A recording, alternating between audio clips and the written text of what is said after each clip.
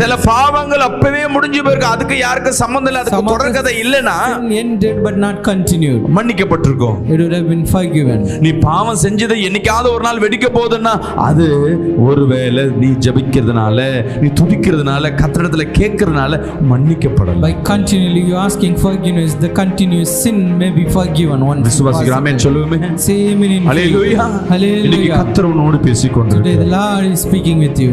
வந்திருக்க ஒவ்வொரு இதயத்துல கர்த்தர் Lord பேசிக்கொண்டிருக்கிறார். speaking with each and every. ஏதோ ஒரு சூழ்நிலையில நம் பாவமோ நம்ம ஏதோ செய்து கொண்டிருக்கோம், நீ வெளியே போய் தேட தேவையில்லை. We no need to seek your sin outside. நிறைய பேர் நினைப்பாங்க, ஓ என் அண்ணனை சொல்றாரோ, தம்பியை சொல்றாரோ, பாஸ்டர் இவனை சொல்றாரோ. Is the pastor speaking about my brother? சபையில நான் ஏதோ ஒரு விளக்கம் சொன்னா பக்கத்துல பார்த்து சிரிப்பா, ஏன்னா எங்க அண்ணன் அந்த மாதிரி தான் இருக்காரு, என் வீட்டுக்காரர் அப்படிதான் இருக்காரு. I'm giving explanation in the church during இங்க வருகிற வார்த்தை பாவம் என்று வரும்பொழுது மற்றவர்களை குறிக்காது, கர்த்தர் உன்னை குறித்து தான் பேசிக்கொண்டு. Word